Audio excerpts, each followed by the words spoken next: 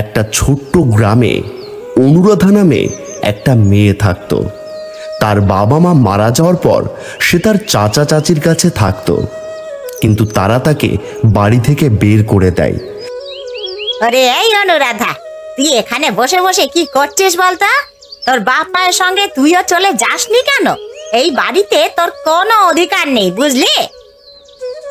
চাচি, তুমি এসব কি বলছো?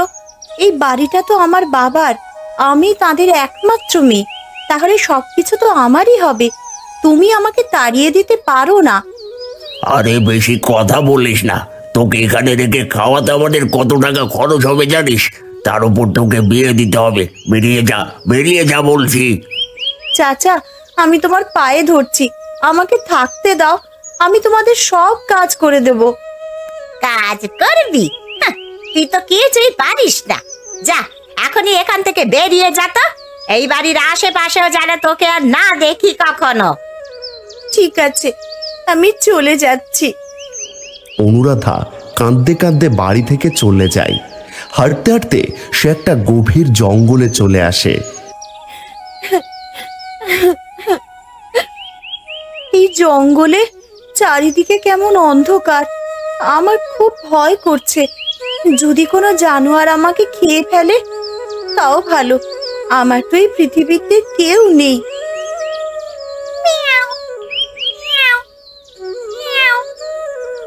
আরে, তুই তো দেখছি একটা বিড়াল, কি সুন্দর দেখতে, কিন্তু আমার কাছে তো তোকে খাওয়ানোর কিচ্ছু নেই রে। তুই কি আমার বন্ধু হবি?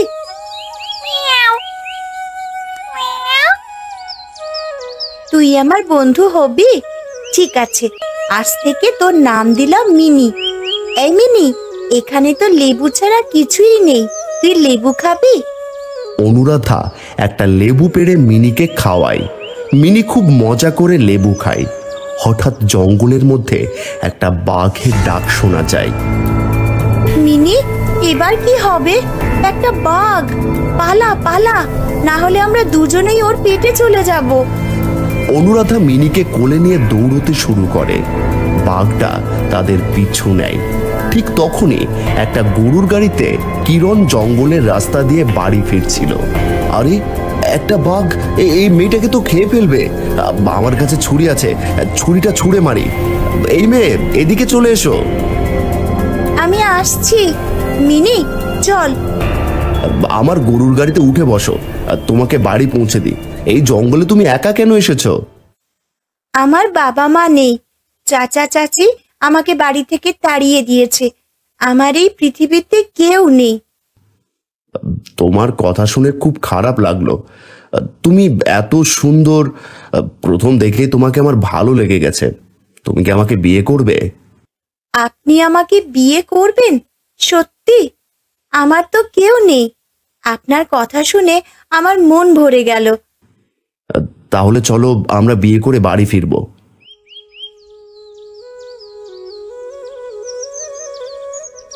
কিরণ আর অনুরাধা বিয়ে করে কিরণের বাড়িতে পৌঁছে গেল। কিন্তু কিরণের মা ললিতা আর বড় বউ মাধুরী অনুরাধাকে দেখে খুব একটা খুশি হলেন না। মা, এ হলো অনুরাধা, এ আমার বউ। আমি ওকে জঙ্গলে বাঘের হাত থেকে বাঁচিয়েছি, তাই ওকে বিয়ে করেছি। কি বললি? আমাদের না বলে বিয়ে করে ফেললি? আমি কোথায় ভেবেছিলাম তুই ভালো ঘর দেখে বিয়ে করবি, অনেক টাকা পয়সা আসবে, আর এই মেয়ে হাত খালি গলা খালি। মা, আমার কোনো দোষ নেই, আমি বিপদে পড়েছিলাম, কিরণ আমাকে বাঁচিয়েছে। আরে, এই মেয়ে তো দেখি বেশ চালাক। কি জাদু করেছিস রে আমার দেবরকে, বলতো দেখি। ঠিক আছে, যখন বিয়ে করেই ফেলেছিস তখন এই মেয়েকেই মেনে নিতে হবে। এই মেয়ে, যা ঘরে যা। অনুরাধা, তুমি মায়ের সঙ্গে ঘরে যাও, আমি কাজ ছেড়ে একটু পর আসছি। অনুরাধা মিনিকে নিয়ে ঘরে ঢুকে গেল। মাধুরী কিন্তু মনে মনে হিংসেই জ্বলতে লাগলো। এই মেয়ে আমার থেকে বেশি সুন্দর, সবাই ওকেই বেশি ভালোবাসবে। আমি এটা হতেই দেব না। মাধুরী, তুই একটু থাম, ছোট বউকে কাজ শিখিয়ে দে, ওর বয়স কম, ঠিক শিখে নেবে। আছে মা। এই ছোট বউ, চল, আমি তোকে কাজ দেখিয়ে দিচ্ছি। আমি তো তেমন কাজ পারি না বৌদি, একটু শিখিয়ে দাও। মিনি, তুইও চল আমার সঙ্গে। আরে, এ যেন কোন রাজকন্যা, কাজ পারে না, শিখিয়ে দিতে হবে। যা, ঝাড়ু দে ঝাড়ু। আমি আর আমার সময় নষ্ট করব না এখন। পরবর্তী সিনে যাওয়ার আগে তোমরা অবশ্যই চ্যানেলে যদি নতুন হয়ে থাকো চ্যানেলটাকে অবশ্যই তোমরা কিন্তু সাবস্ক্রাইব করে নিও এইরকম ধরনের গল্প পাওয়ার জন্য। তো অবশ্যই একটা করে সাবস্ক্রাইব সবাই করে যেও। অনুরাধা মিনিকে নিয়ে ঝাড়ু দিতে শুরু করলো।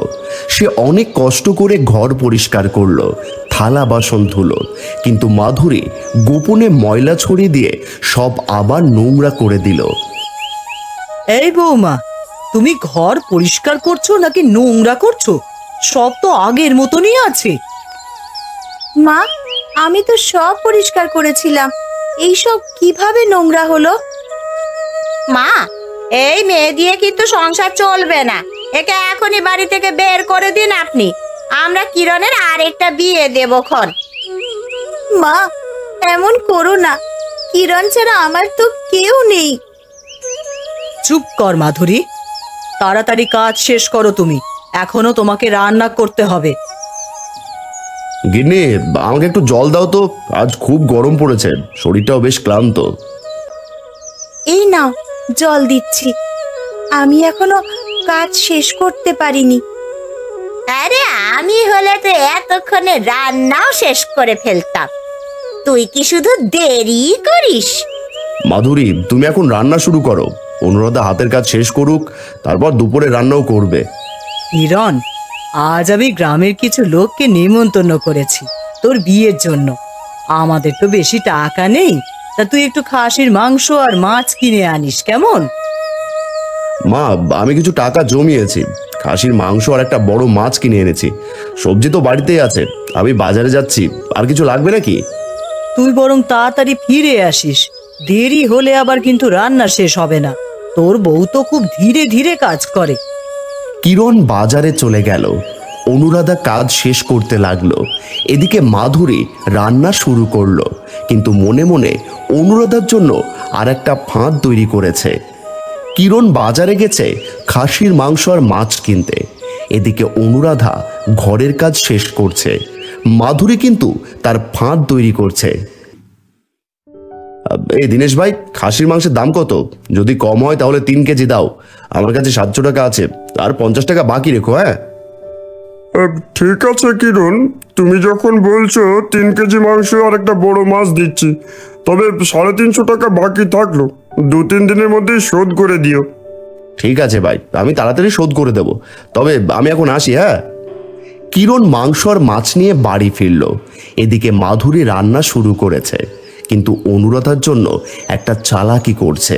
অনুরাধা, আজ আমাদের বাড়িতে নতুন বউয়ের রান্না হবে।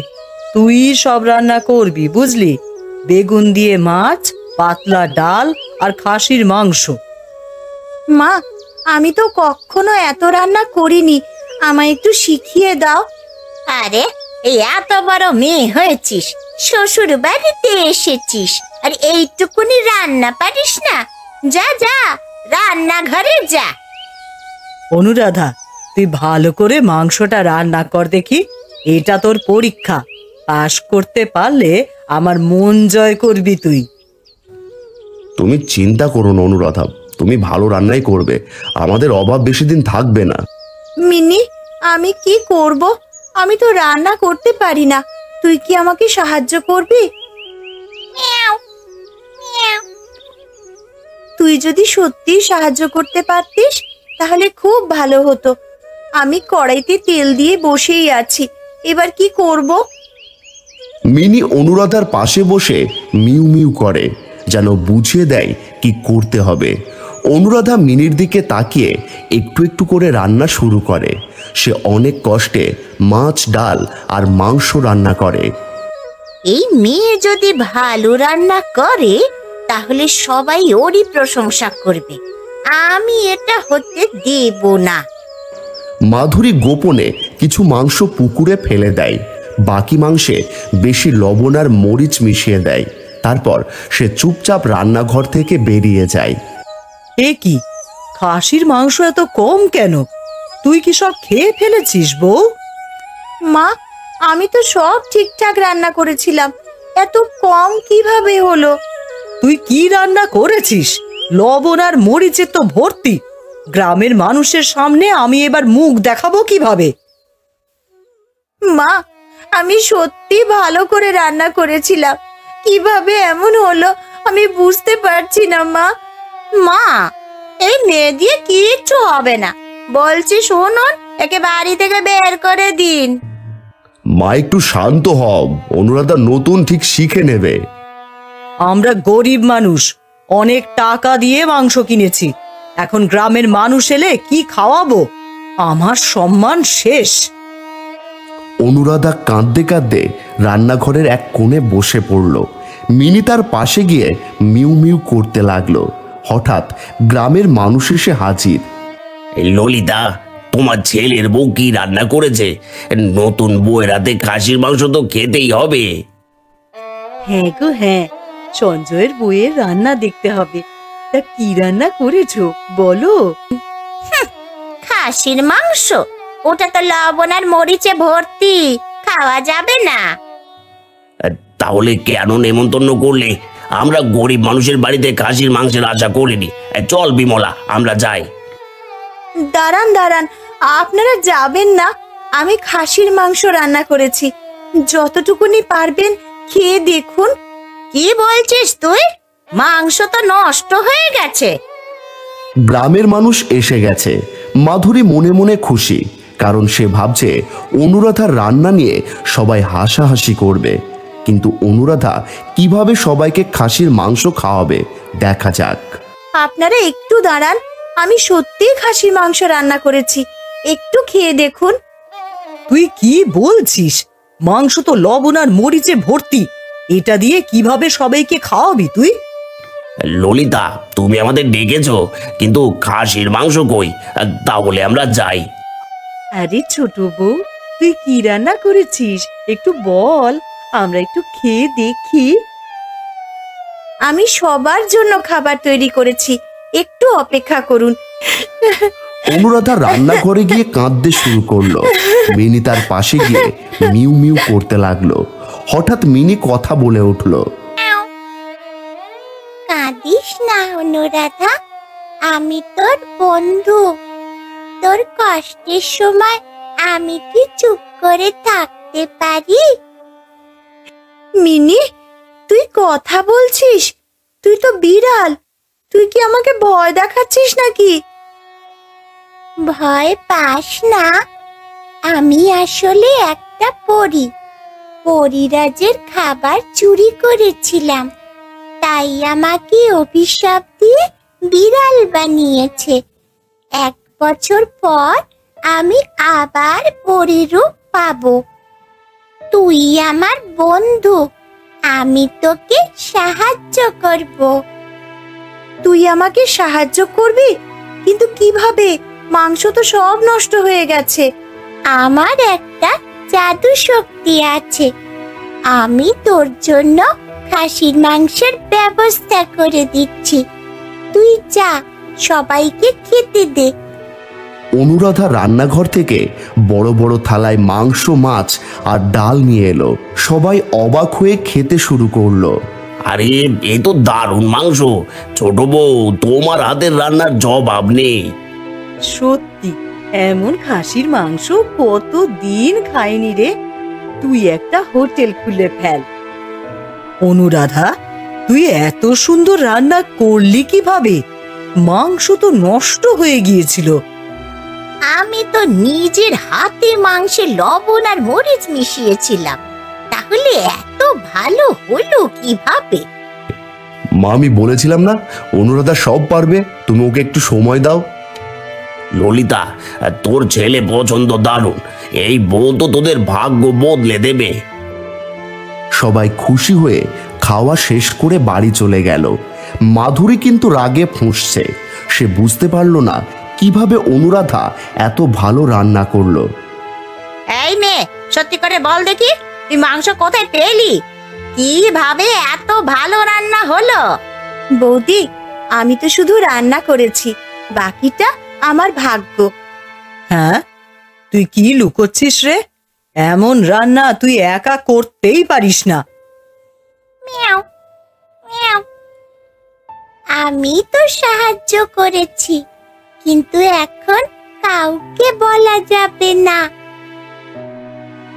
অনুরাধার রান্না সবাই পছন্দ করেছে। গ্রামের মানুষ তার প্রশংসায় পঞ্চমুখ, কিন্তু মাধুরী এখনো হিংসেই জ্বলছে। সে নতুন পরিকল্পনা করছে অনুরাধাকে বিপদে ফেলার জন্য। এদিকে মিনির জাদু শক্তি অনুরাধার ভাগ্য বদলাতে শুরু করেছে। দেখা যাক এবার কি হয়। অনুরাধা, তুই এত ভালো রান্না করলি কিভাবে? আমি তো ভেবেছিলাম তুই কিচ্ছু পারিস না। মা, আমি শুধু চেষ্টা করেছি, আমার ভাগ্য ভালো ছিল। ভাগ্য? এটা কোনো ভাগ্যই নয়, তুই নিশ্চয়ই কিছু লুকোচ্ছিস। বল, শিগগিরই বল, কিভাবে এত মাংসের ব্যবস্থা হলো? মাধুরী, তুমি এত প্রশ্ন করছো কেন? আমার বউ ভালো রান্না করেছে, এটাই তো বড় কথা। ললিতা, তোমার ছোট বউ তো সোনার চাঁদ। এমন রান্না যে প্রতিদিন করে, তাহলে তো তোমাদের বাড়িতে লোকের লাইন লেগে যাবে গো। হ্যাঁ, আমার একটা আইডিয়া আছে। কিরণ, তুই আর অনুরাধা মিলে একটা ছোট্ট হোটেল খুলে ফেলতো। গ্রামের মানুষ তো তোদের রান্না খেতে ছুটে আসবে রে।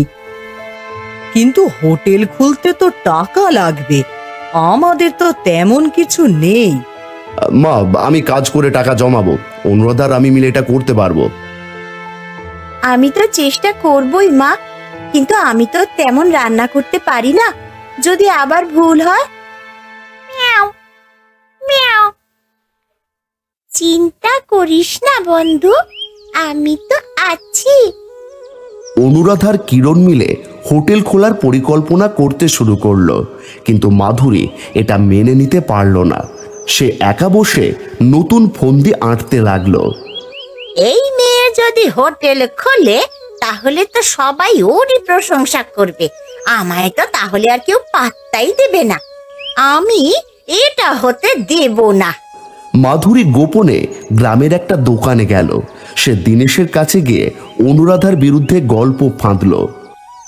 দীনেশ ভাই, তুমি তো কিরণকে মাংস বাকিতে দিয়েছিলে, তাই না? আমি শুনেছি অনুরাধা নাকি সেই মাংস নষ্ট করে ফেলেছে। তুমি ওদের আর বাকিতে কিছু দিও না, কেমন? কি বলছো কি? কিরণ তো বলেছিল তার বউ ভালো রান্না করছে। তুমি কি ঠিক বলছো? আরে হ্যাঁ হ্যাঁ, আমি সব দেখেছি। ওই মেয়ে শুধু মিথ্যে কথা বলে। তুমি ওদের আর মাংস দিও না। দীনেশ মাধুরীর কথায় বিশ্বাস করে ফেলল। সে ঠিক করলো কিরণকে আর বাকিতে মাংস দেবে না। এদিকে অনুরাধার কিরণ হোটেল খোলার প্রস্তুতি নিচ্ছে। অনুরাধা, আমি একটা ছোট দোকান ভাড়া নিয়েছি। তুমি রান্না করবে, আমি বাজার করব। আমরা মিলে এটা ঠিক করে ফেলবো। কিন্তু আমি যদি আবার ভুল করে ফেলি, লোকে যদি আমার রান্না পছন্দ না করে? মিয়াও। আমি তোর সঙ্গে আছি, তুই ভয় পাস না। হোটেলের প্রথম দিন এসে গেল। অনুরাধা রান্নাঘরে গিয়ে রান্না শুরু করলো। মিনি তার পাশে বসে মিউ মিউ করছে, কিন্তু মাধুরী আবার একটা চালাকি করলো। সে রান্নাঘরে গিয়ে চুপচাপ কিছু মশলা নষ্ট করে দিল। মিনি, এই মশলাগুলো কিভাবে নষ্ট হলো? এখন আমি কি দিয়ে রান্না করব?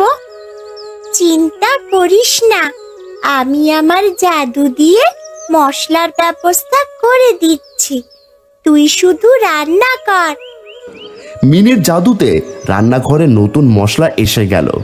অনুরাধা আবার রান্না শুরু করলো। সে মাংস, মাছ আর ডাল রান্না করলো। গ্রামের মানুষ হোটেলে ভিড় করতে শুরু করলো। এমন মাংস আমি কখনো খাইনি। তোরাই হোটেল চালিয়ে যা। হ্যাঁ রে অনুরাধা, তুই এত ভালো রান্না কিভাবে করলি বলতো? আমি তো ভেবেছিলাম যে তুই কিচ্ছু পারিস না। এটা কিভাবে সম্ভব? আরে আমি তো মশলা নষ্ট করে দিয়েছিলাম। মা, আমি বলেছিলাম না অনুরাধা আমাদের ভাগ্য বদলে দেবে। দেখো হোটেলে কত লোক হয়েছে। হোটেলের নাম গ্রামে ছড়িয়ে পড়ল। মানুষ দূর দূরান্ত থেকে খেতে আসতে লাগলো। কিন্তু মাধুরী আরো বেশি হিংসেই জ্বলে উঠল। সে ঠিক করলো এবার আরো বড় একটা ফাঁদ পাতবে। পরবর্তী সিনে যাওয়ার আগে তোমরা গল্পের এই মুহূর্ত পর্যন্ত চলে এসেছো, তো এতটা দেখার পর তোমাদের কেমন লাগলো?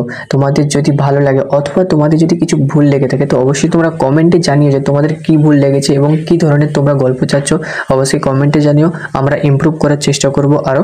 ওকে, তো চলো পরবর্তী সিনে যাওয়া যাক। এই মেয়ে আমার থেকে সব ছিনিয়ে নিচ্ছে। এইবার আমি এমন কিছু করব যাতে ওরা হোটেল বন্ধ করে দেয়। মাধুরী গোপনে গ্রামের কিছু লোকের কাছে গিয়ে অনুরাধার বিরুদ্ধে মিথ্যে গল্প ছড়াতে শুরু করলো। সে বলল অনুরাধা নাকি হোটেলের খাবারে খারাপ জিনিস মেশায়। এই খবর গ্রামে ছড়িয়ে পড়ল। ললিতা, আমি শুনেছি তোমার ছোট বউ নাকি খাবারে কি যেন মেশায়, এটা কি সত্যি? কি বলছো কি তুমি? আমার বৌমা এমন কিছুই করবে না। মা, আমি কখনো এমন কিছু করিনি। আমি শুধু ভালো রান্না করি। এই মিথ্যে কে ছড়াচ্ছে আমি ঠিক খুঁজে বের করব। মাধুরীর মিথ্যে গল্প গ্রামে ছড়িয়ে পড়ল। হোটেলে লোক কমতে শুরু করলো। অনুরাধা খুব দুঃখ পেল, কিন্তু মিনি তার পাশে ছিল।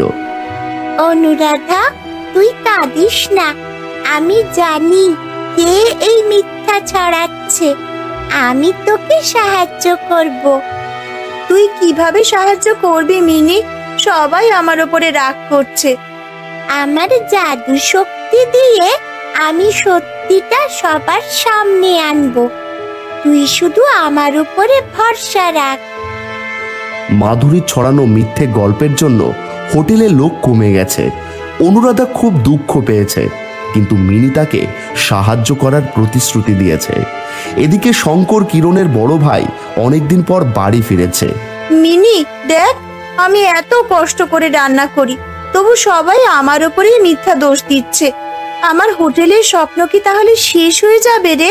বন্ধু, তুই হাল ছাড়িস না। আমি জানি কে এই মিথ্যা ছড়িয়েছে। আমার জাদু দিয়ে সত্যিটা সবার সামনে আনবো।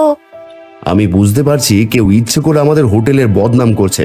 আমি আর শেষ দেখেই ছাড়বো। কিরণ, তুই শান্ত হ। আমাদের গরিবের সংসার এমনিতেই কষ্ট। এখন হোটেল বন্ধ হলে আমরা কি করব বল দেখি। ঠিক তখনই শঙ্কর বাড়ি ফিরল। সে ব্যবসার জন্য অনেকদিন বাইরে ছিল। তার হাতে একটা বড় ব্যাগ আর মুখে হাসি। মা, আমি ফিরে এসেছি। অনেকদিন পর বাড়ি ফিরে এলাম। আর দেখো, আমি কিছু টাকা জমিয়েছি। শঙ্কর, তুই এসে গেছিস? আমার মনটা ভরে গেল বাবা। কিন্তু তোর ভাইয়ের হোটেলের কথা শুনেছিস তো? সেটা এখন খুব বিপদে পড়েছে। হোটেল? কিরণ হোটেল খুলেছে? আর বিপদের কথা কি বলছো? দাদা, আমি আর অনুরাধা মিলে একটা হোটেল খুলেছি, কিন্তু কেউ আমাদের খাবারে খারাপ জিনিস মেশানোর মিথ্যে গল্প ছড়িয়েছে। এখন লোক কমে গেছে। এটা তো খুব খারাপ কথা, কিন্তু কে এমন করবে? এই সবাই এত চিন্তা করছে কেন? হয়তো কেউ ভুল বুঝেছে। মাধুরী ভয় পেয়ে গেল, কারণ শঙ্কর ফিরে এসেছে। সে জানতো শঙ্কর সত্যিটা খুঁজে বের করতে পারে। এদিকে মিনি গোপনে তার জাদু শক্তি ব্যবহার করলো। সে গ্রামের মানুষের সামনে একটা জাদুর আয়না তৈরি করলো, যেখানে মাধুরীর মিথ্যে কথা বলার দৃশ্য দেখা যাবে। এই আয়নায় কি দেখাচ্ছে? এটা তো মাধুরী। সে দিনেশের কাছে মিথ্যে বলছে। মাধুরী, তুই এমন করলি? ছোট বউয়ের বিরুদ্ধে মিথ্যা গল্প ছড়ালি? না না, আমি এমন কিছু করিনি। এই আয়না মিথ্যে দেখাচ্ছে। মাধুরী, তুই এমন কেন করলি? আমাদের সংসারের ভালো চাইলি না তুই? আমি আমি ভুল করে ফেলেছি। আমার হিংসে হচ্ছিল। অনুরাধা সবার প্রশংসা পাচ্ছিল, আমি সেটা সহ্য করতে পারিনি। আমাকে মাফ করে দাও। বৌদি, আমি তো তোমাকে কখনো খারাপ ভাবিনি। তুমি আমার বড় বোনের মতন। আমরা একসঙ্গে হোটেল চালাবো। মাধুরী, তুই ভুল করেছিস, কিন্তু অনুরাধার মনটা খুব বড়। তুই এবার থেকে ওর সঙ্গে মিলে কাজ কর। মাধুরী লজ্জায় মাথা নিচু করলো গ্রামের মানুষ বুঝতে পারল অনুরাধার বিরুদ্ধে মিথ্যে গল্প ছড়ানো হয়েছিল। তারা আবার হোটেলে আসতে শুরু করলো। অনুরাধা, তোর হোটেলে আমরা আবার আসবো। তোর রান্না তো একেবারে জাদু। হ্যাঁ, এবার আমরা সবাই মিলে তোদের হোটেলের নাম ছড়িয়ে দেব। হোটেল আবার জমজমাট হয়ে উঠল। মিনির জাদু আর অনুরাধার পরিশ্রমে হোটেলের নাম গ্রাম থেকে শহরে ছড়িয়ে পড়ল। একদিন পূর্ণিমার রাতে মিনি তার পরিরূপ ফিরে পেল। অনুরাধা, আমার অভিশাপ শেষ হয়েছে। আমি এখন আবার পড়ি, কিন্তু তোকে ছেড়ে যেতে আমার মন চায় না। মিনি, তুই আমার সবচেয়ে ভালো বন্ধু। তুই চলে গেলে আমি কি করব? চিন্তা করিস না, আমি তোকে একটা জাদুর কড়াই দিয়ে যাচ্ছি। এই কড়াইতে যা রান্না করবি তা সবাই পছন্দ করবে। আর আমি প্রতি পূর্ণিমার রাতে তোর সঙ্গে দেখা করতে আসবো। মিনি, তুই আমাদের সংসার বাঁচিয়েছিস। তোর জন্যই আমাদের হোটেল এত নাম করেছে। মিনি, তুই আমার মেয়ের মতন। তুই যখনই আসবি আমরা তোকে আদর করে খাওয়াবো।